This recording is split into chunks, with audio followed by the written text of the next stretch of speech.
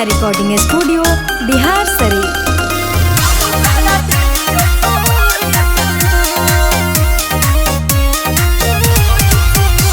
चढ़ल बा जब से सावन लागेला मन भावन, हम चेला महाकाल के बरांड ही आई रे।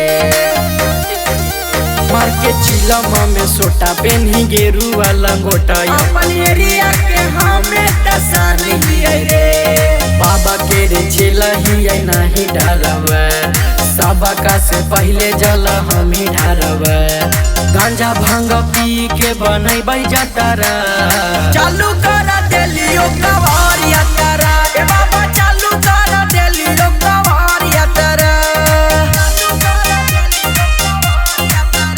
Mix by Sonu Yadav.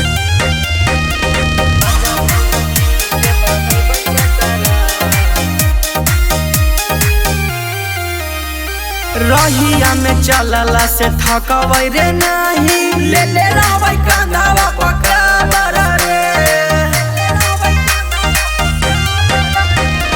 बोला बम बोला तेरे जाई भाई, मिली जीते देहिया में पावर रे।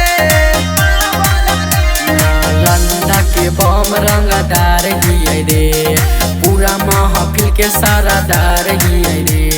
बाबा के रे नाम से नहीं होतो खतरा, चालू कर देलियो कवार यात्रा।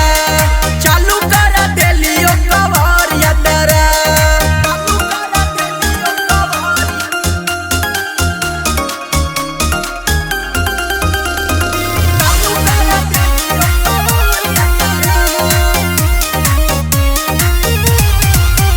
अरे ही रे सब महाकाल के टोली, रहबै रे सबसे अगाड़ी रे।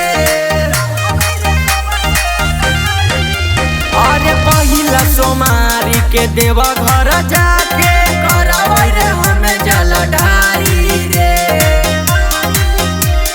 शिवम सरकार अकेला ही आई रे, कवनो त बाबा के चेला ही आई रे।